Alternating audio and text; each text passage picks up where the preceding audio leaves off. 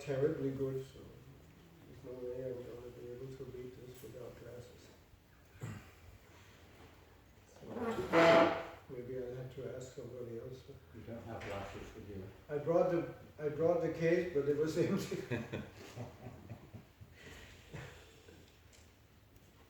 You want me to read? Yeah, something. Somebody.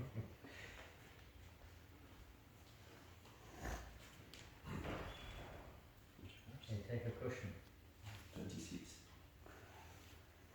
27. You want to This is 10 to 9, chapter 4. Which, Oops. yeah, well, That's what you're right. I'm using 4 parts. Anyway, I'll try. It's better than nothing. Still a little foggy, but not as bad shape as I am. Okay, 26.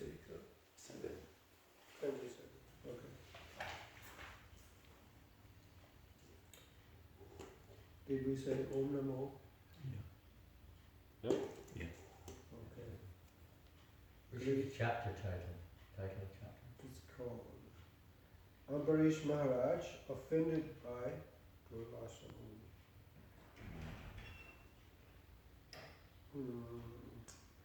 Griheshu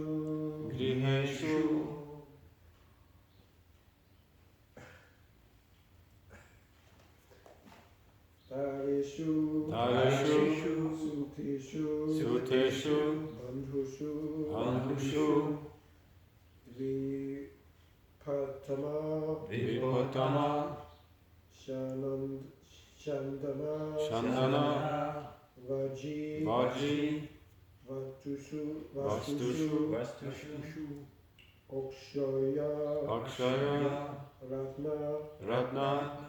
Oh, that's an old one. You can break it down. Yeah, I'll take it from the Abharana, Ambara, Adishu, Ananta, Kusheshu, Akarut, Asat, Matim, Griheshu, Dhareshu, Suteshu, Bandhushu, Griheshu, Dhareshu, Suteshu, Bandhushu, Griheshu, Dhareshu, Suteshu, Bandhushu, Griheshu, Dhareshu, Suteshu, Bandhushu, Dvipatama Shandana Vajivastushu, Dviputtama Shandana Vajivastushu, Dviputtama Shandana Vajivastushu, Dviputtama Shandana Vajivastushu, Akshaya Ratna Parana. Oh, that's a tough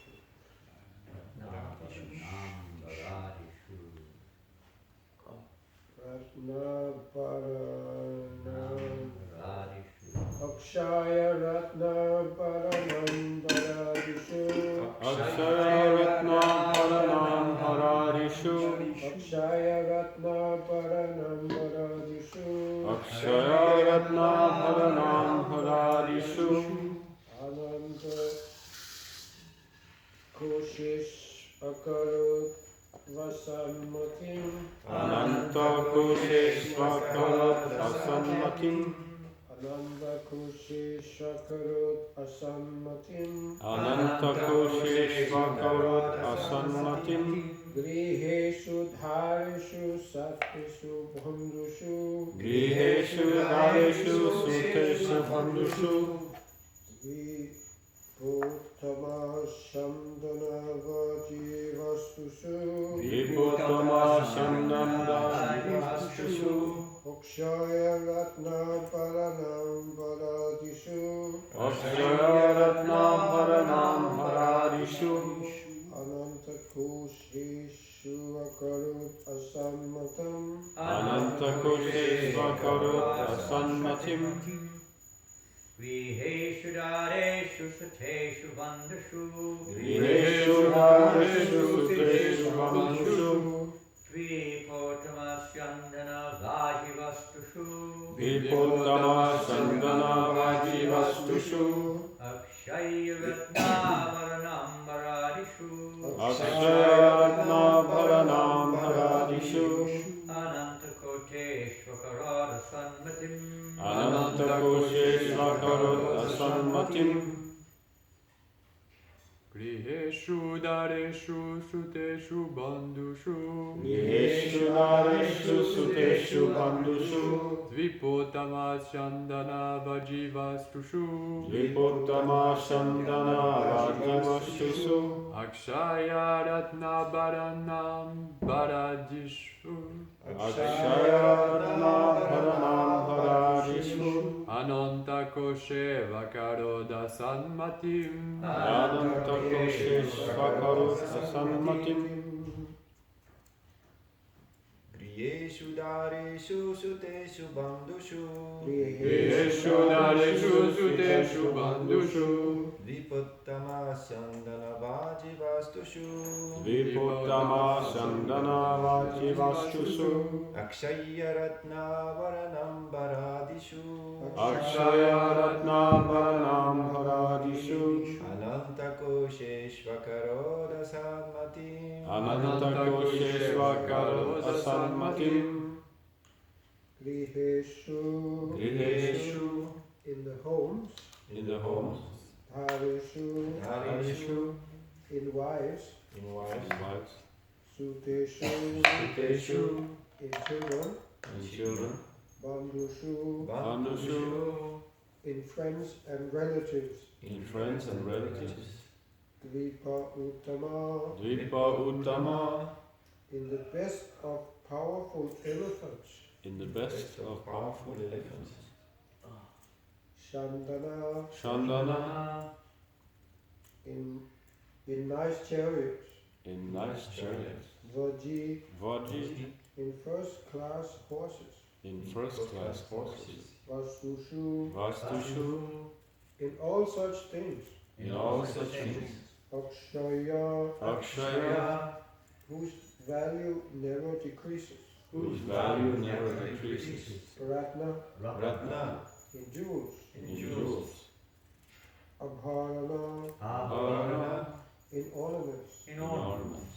Ambara Adishu, Ambara Adishu, in such dresses and ornaments, in such dresses and ornaments. Ananda Kosheshu, Ananda Kosheshu, in an inexhaustible treasury, inexhaustible treasure. Akarut, Akarat, accepted, Accepted. Asat Matim, Asatmatim, in attachment, No in attachment. oh, excuse, no attachment.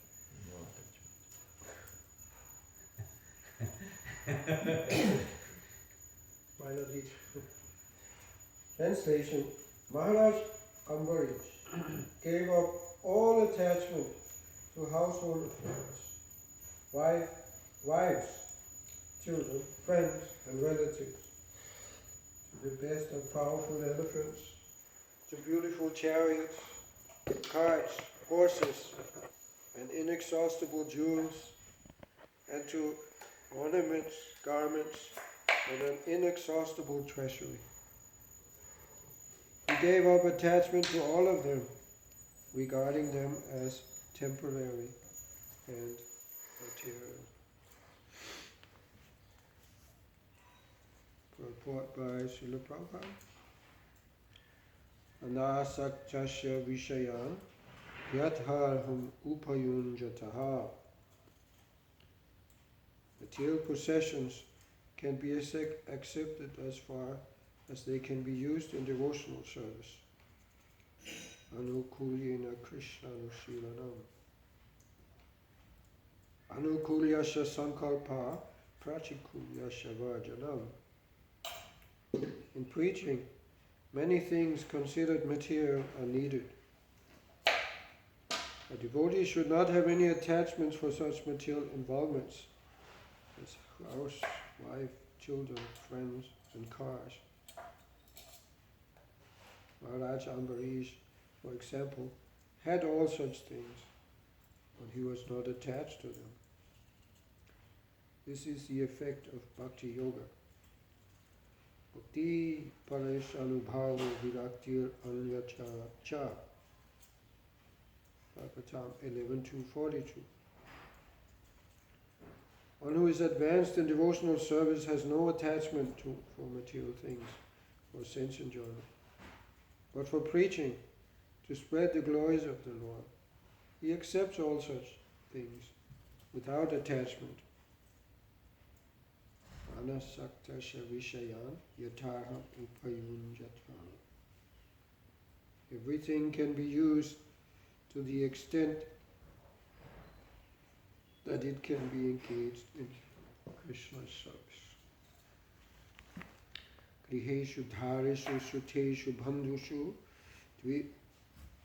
dvipottama shandana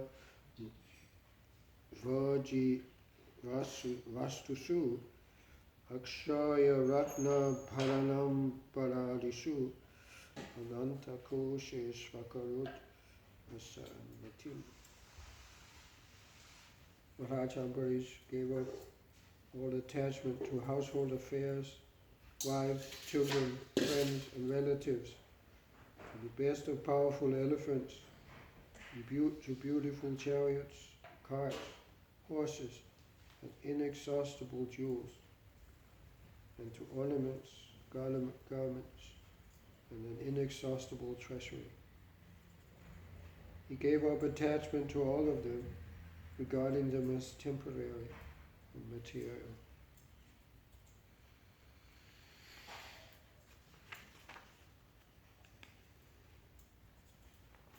So this is a very delicate balance.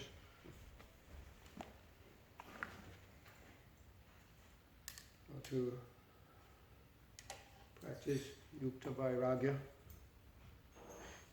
using everything in Krishna's service, even when Krishna gives immense opulence, not to be attached to that.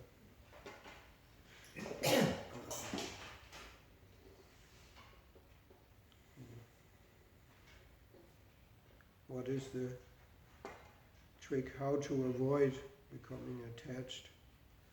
It's one of these $1 million questions. How to become a leader of devotees, or a leader of humankind, and not become puffed up.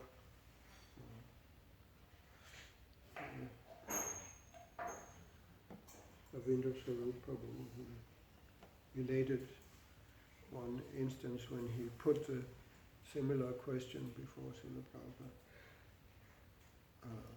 And this is very pertinent, actually, when I think about it, because as we all know, there's a war going on not so far from here.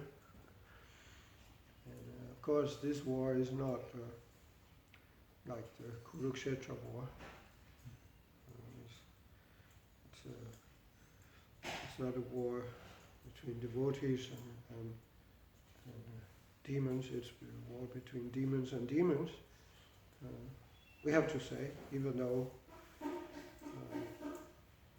this might be controversial, because at least this part of the world, everybody considers Putin the demon, and Zelensky is the good guy.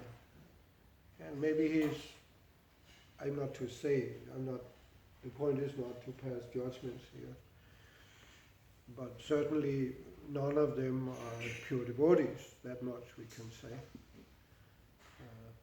So it's not like the Kurukshetra war. But anyway, back to the example. Because at one point in USA, devotees, they actually got into politics with Prabhupada's approval and support. They started a political party, the In God We Trust Party for Purified Leaders, and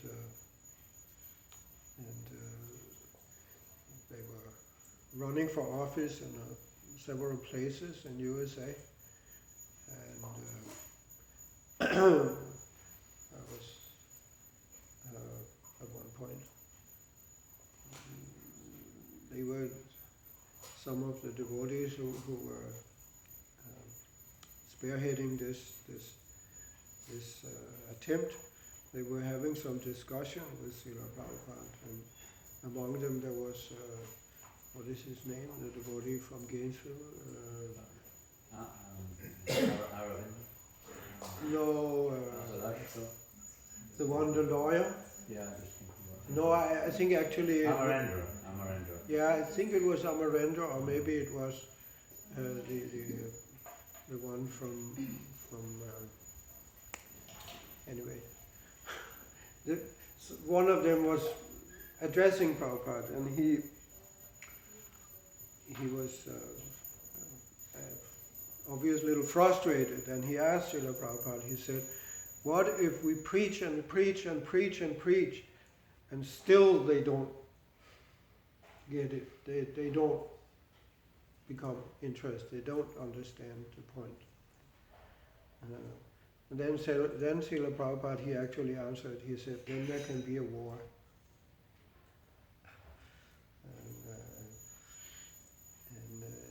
He I don't remember all the details, but at one point he was like demonstrating Hare Krishna, Krishna Hare Krishna, Krishna Krishna Hare Hare, like that. And Ravindra, he was there, and he said, I freaked out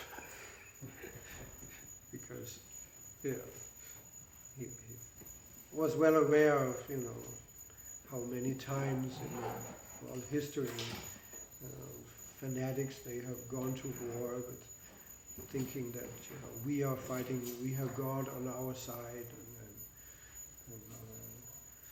but actually they are very motivated and actually destroying the world. So he asked Srila Prabhupada, he said, I had to ask Prabhupada this question, that something to the effect that what if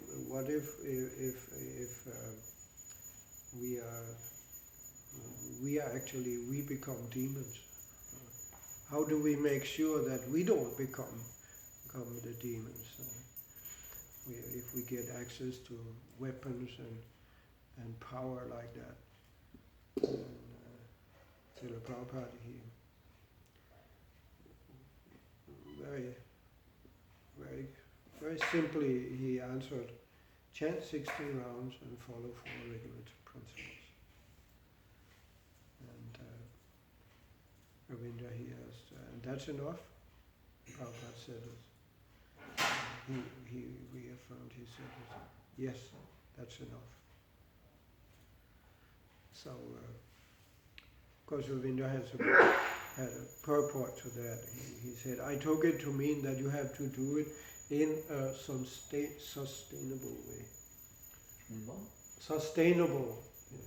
You have to be able to, because it sounds, oh, there are so many people there chanting 16 rounds and following 4 regulative principles. What's the big deal? But are there many who actually do it in a sustainable? Not so many. As we can see, so many people come to ISKCON and they, for some time, they at least try to, but to do it for a long time, actually do it that's not so many. So in order to do that, we have to do other things too.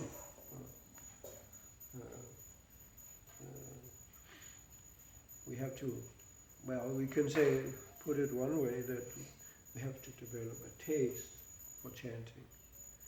Kirtaniya sada harihi, that is the injunction. We have to always chant. But in order to do that, there has to be some taste. And how do you develop that taste? One has to very diligently work to essentially avoid committing offenses. What is it that keeps us from getting a taste for chanting? It was stated by Lord Chaitanya in his Shikshastakam prayers. Namakari Bohuda Nitya Sarva Shaktis Tatarpita Niyamita Smarani Makara Duadaya Etadishi Tava Kripa Bhagavan Mama Duadaiva Idvishami Hajani Nanuraga.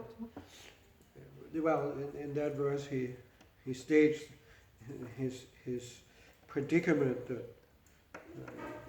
the Lord is so merciful, he has given himself so freely in the form of the holy name, but my problem is I have no taste for chanting. So, honestly speaking, we may also have, at least to ourselves, admit that I'm at least sometimes in that category also. There's one friend of me who I will not name because he's also from. First time I met him, we traveled to Rishikesh together. Actually out to Gangotri, Gomukh. And we were sitting in the train for quite a while, going from Delhi up to Haridwar. And all the time he kept repeating, Prabhu, Prabhu, I have no taste, I have no taste, I have no taste for chanting. And I was getting a little tired of this.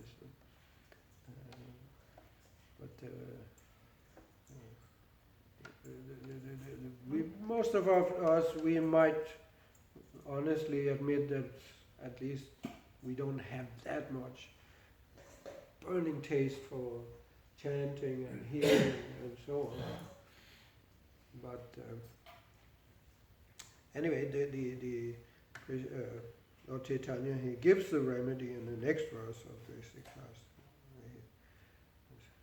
He states how to actually, as he says, kirtan yasatahari, to be able to chant constantly, which means that one has taste. He said, Trinadapi sunichina tarorila sahishnuna amalina amaladina kirtan yasatahari. We have to become more humble than a blade of grass, more tolerant than a tree, devoid of all sense of false prestige, always being ready to offer all respects to others. Essentially, we have to become purified from our offensive mentality.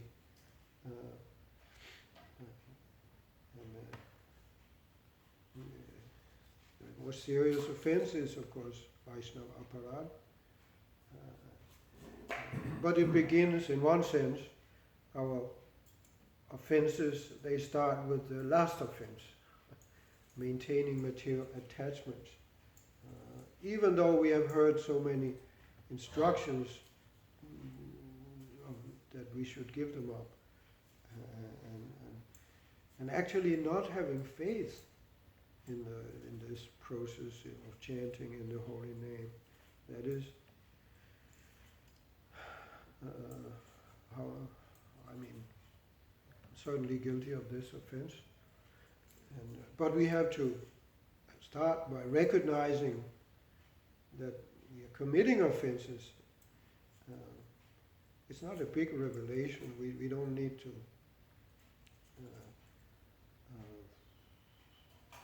think about it a lot. Even if we, in any case, we should just, the safe path is just assume that we are committing offenses. But now, that's one thing, that's not good, but what are we going to do about it? We have to start by admitting it and feeling bad, and then do something to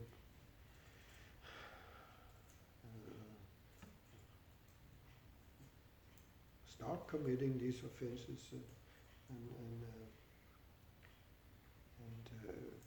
at least if we are working on our offenses and taking up means to get purified, then we will feel encouraged, we will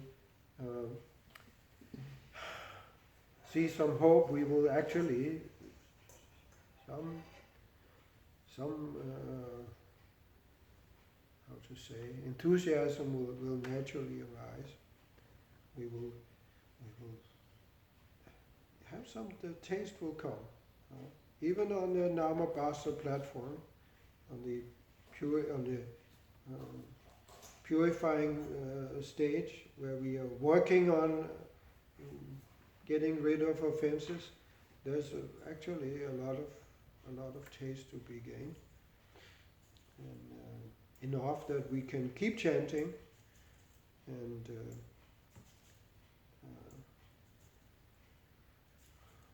spiritual master, Srila Prabhupada, he told us how we can chant in a sustainable way. We have to associate with devotees. That's of course, in one sense you can say this is the essence. Outside of the association of devotees, as Prabhupada says in one place, one who thinks that he can become Krishna conscious outside of this ISKCON society is living in a hallucination. That's a direct quote.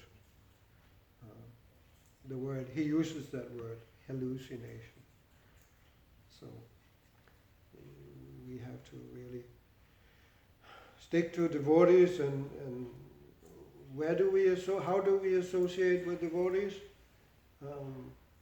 The safe place, safe setting is here, in the temple, in our programs that we have in the temple. This is really the forum, the prime forum for association with devotees.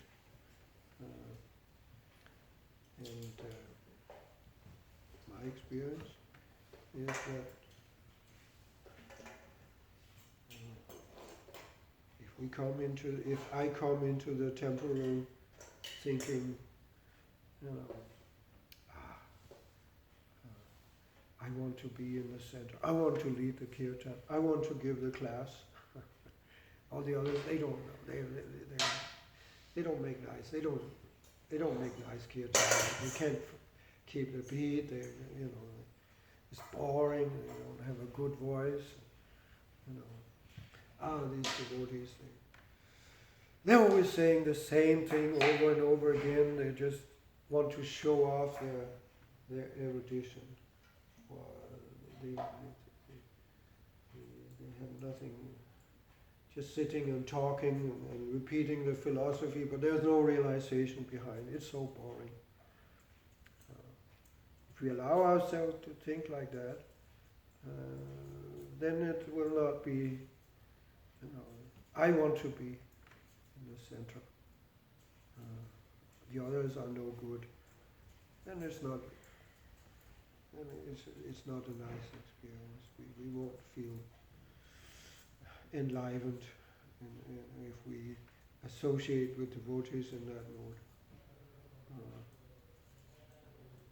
Like Sundar Gopal once said, I remember you said that once, that I'm coming to, something to the effect that you were saying, I'm coming to understand that I should just be happy to be one among the devotees. Not, just let somebody else take the lead. I'm happy just to be here.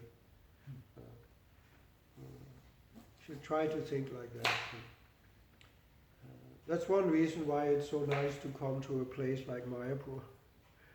Because in Mayapur you have, a few thousand devotees in the temple. And, when I was a new devotee, I came first time in the beginning when I would go to India. I wouldn't like it so much. Because, there's no way you can, in a place like Mayapur, there's no way you can be in the center. You're probably not going to be asked to lead the kirtan or give the class.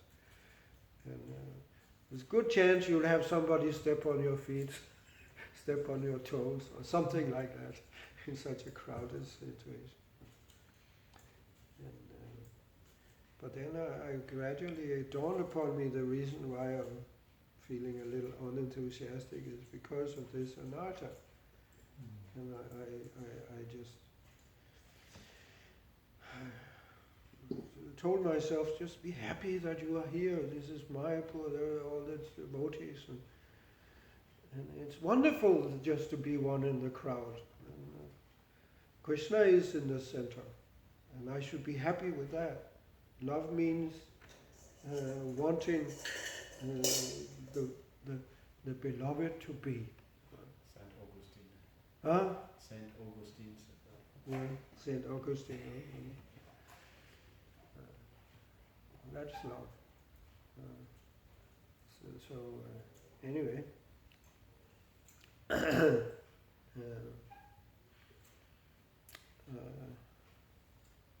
the point was that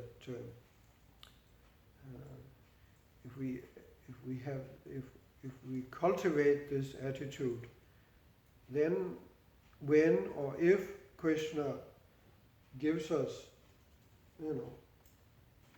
all kinds of material facilities for preaching, then we can use it and not become carried away.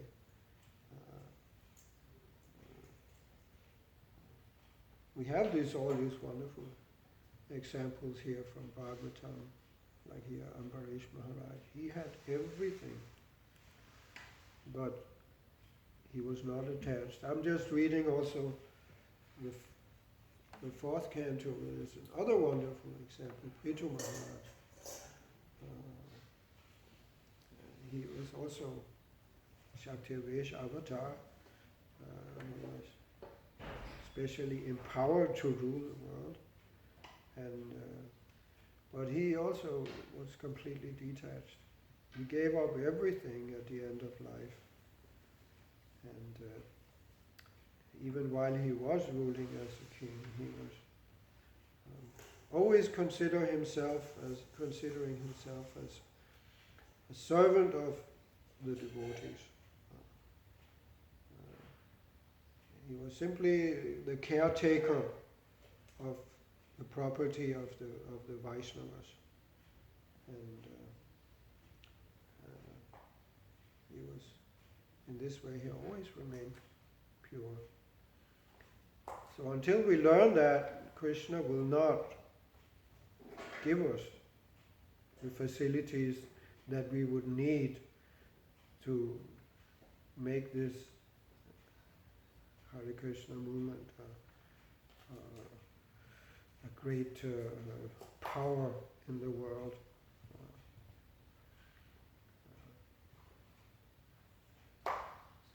But we hope that somebody, or actually we cannot wait for somebody else to become a leader. Sometimes we lament there are no good leaders in ISKCON, so therefore nothing is, we can't do anything. Yeah, but then you become a leader. We cannot wait for somebody else to come and take up the challenge. But the way to become a leader is to become a servant. Just like Ambarish Maharaj and so many other great devotees.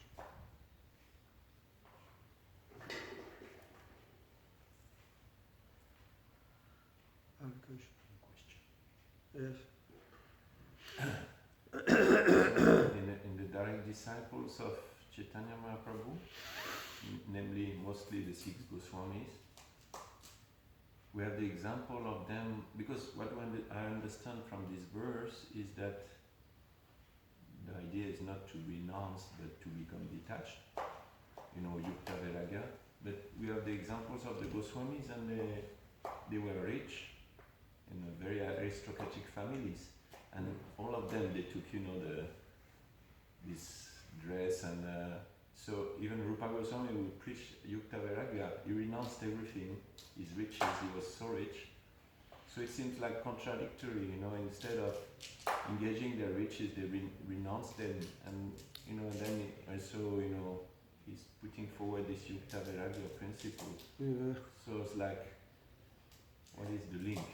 Yeah, it's a good question, because it seems like they were all Raghunath Das Goswami. Yeah, and they gave it all up. He was the only inheritor of his uncle, and they were billionaires, and so why? The time, place, and circumstances.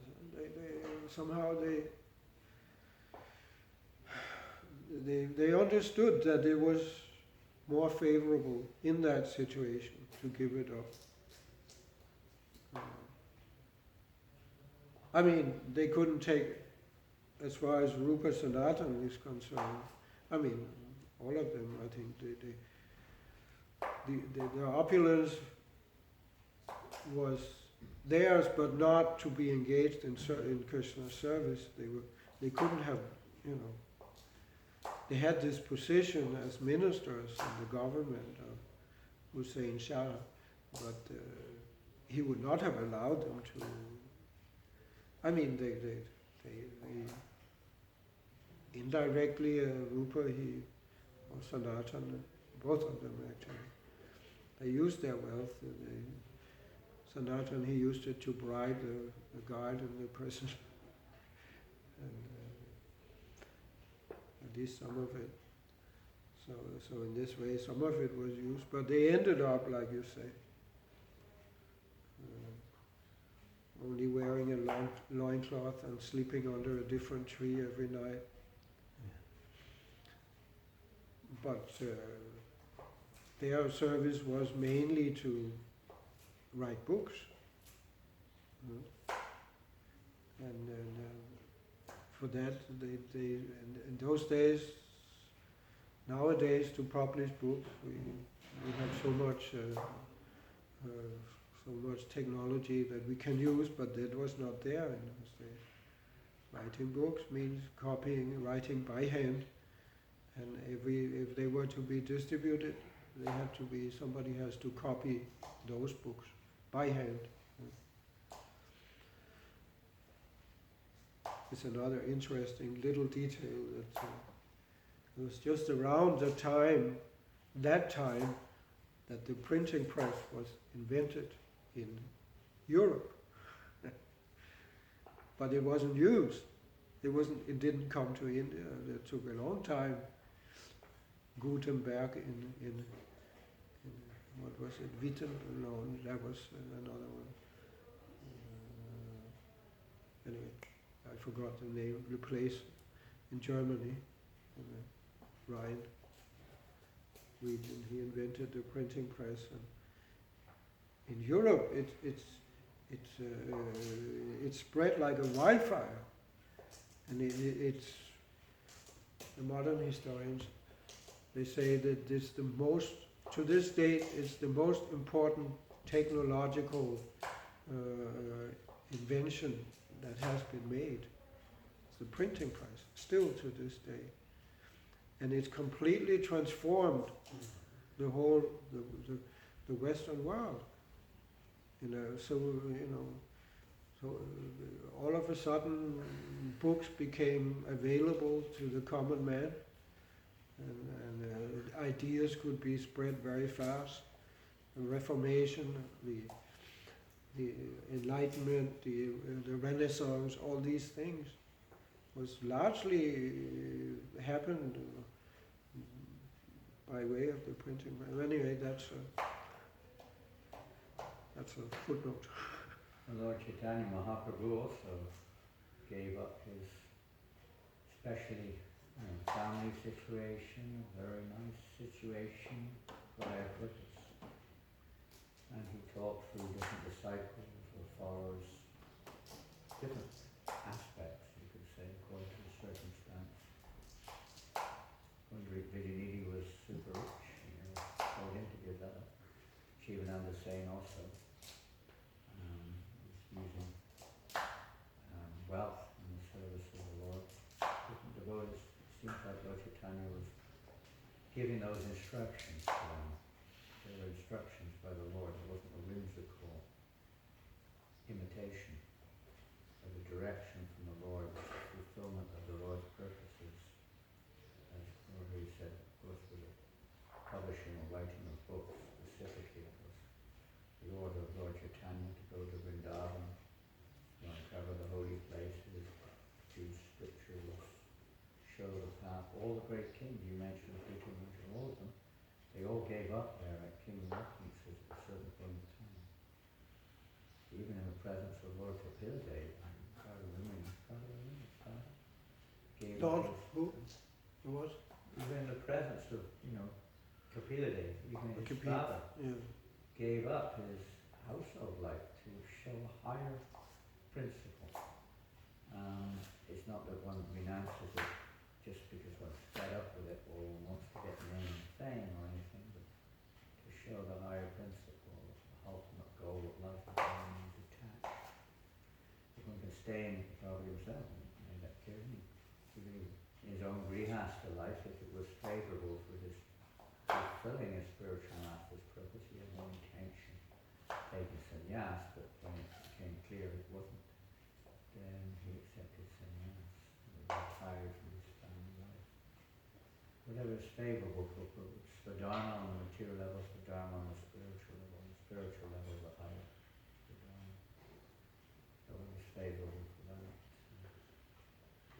Generally we hear that from our spiritual authority. And with the Goswamis, they didn't just whimsically give up. Lord Chaitanya directed them what to do. Or their Guru Maharaj, his spiritual authority, directed them. This is what I want you to do. I serve your service. I fire down. I have a question, or maybe for not just for you, but in general. I've been thinking about something. Because we're speaking about power and armies and wealth and all these things. And what about the golden age of Lord Chaitanya? It's supposed to happen. And I've been thinking about this. And I just want to confirm with you what you think about that. If the golden age should start, shouldn't there be devotees in charge of at least one country? That was also something Prabhupada said in Doesn't that that make sense? That conversation, which he also mentioned that, I think, in that same, at that same occasion. Ravindra, he said to him, so does that mean that devotees will command armies and lead countries? And Prabhupada said yes. Yeah. But I've been thinking a lot about it.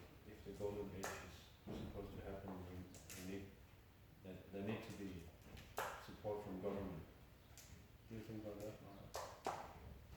That's how most, you see most, say, religions of the day, that's mostly how they spread. In a big way. Demonstrated in a big way.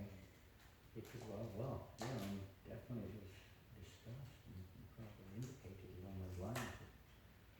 Let us see, you know, we don't, it doesn't look like it's going to happen today, but you never know. I mean, things can happen suddenly, you never know. Krishna's hand can work, swing things around. What is that golden age of Lord Chaitanya's movement?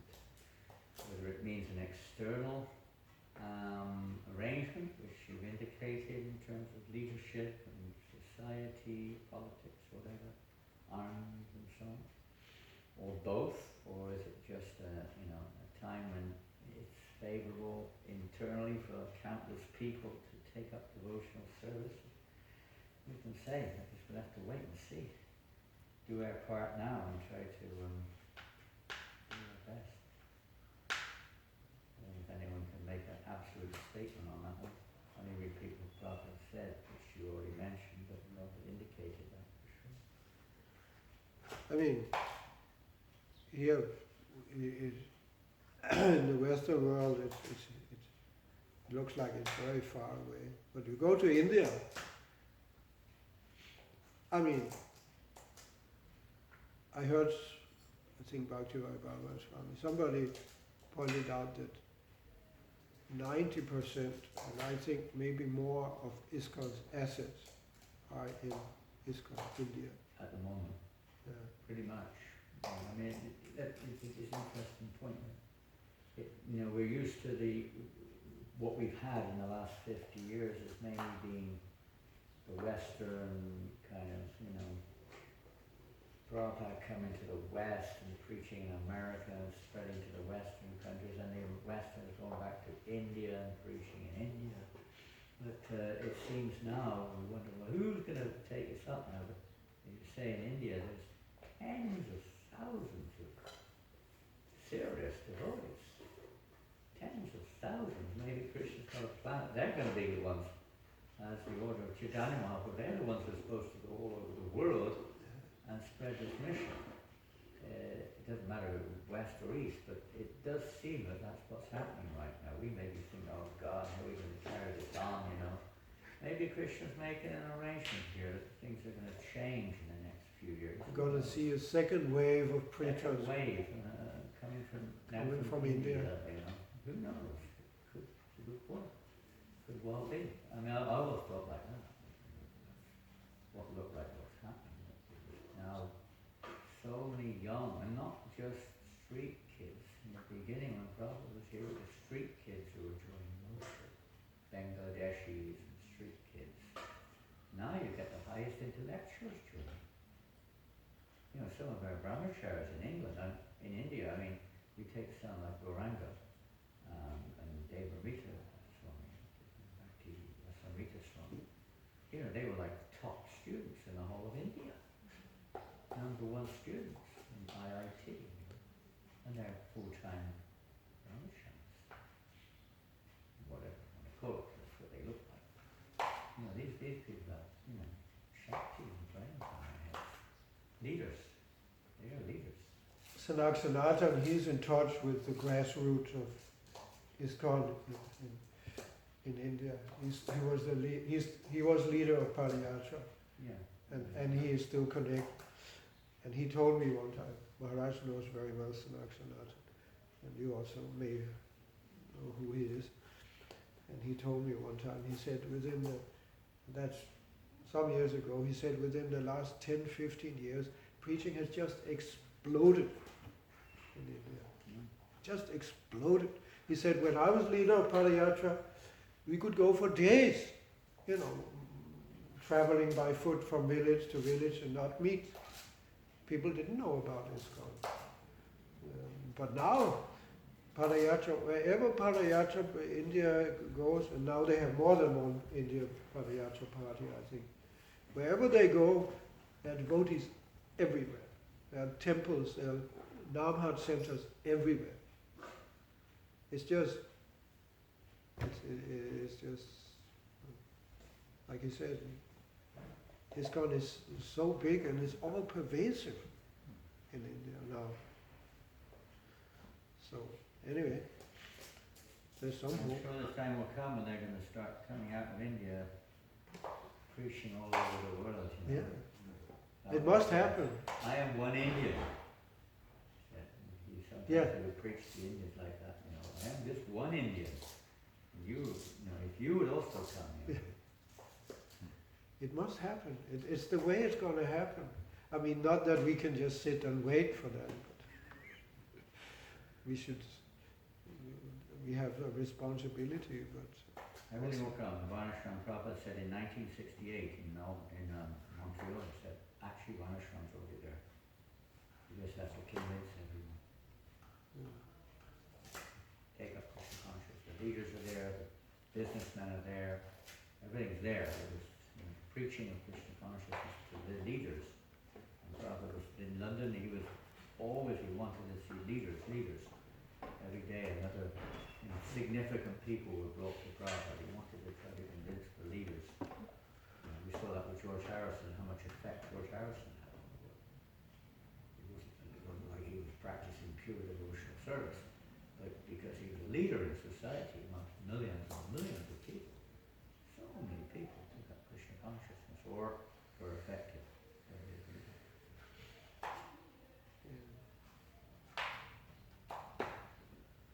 Hare Krishna.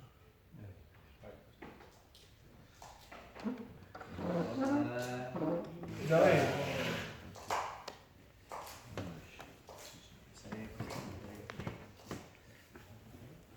Hare Ram, back to Vrindavan. How is everything at home? At home?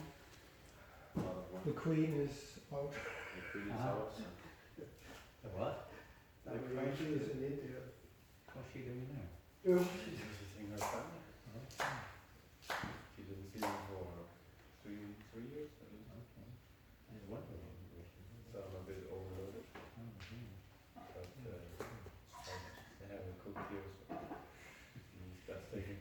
I'm the housewife. He's engaging you as Like I was used to that role from before. Not cleaning, only cooking. When's she coming back? Next week. Supposedly. Yeah.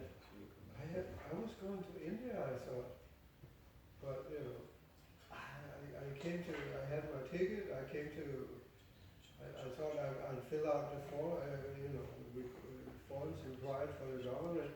I come to the check-in counter in Paris, and I put the wrong, instead of the flight number, I put the reservation number. And you cannot change it. You know, you have to redo the whole thing. Online, on my smartphone.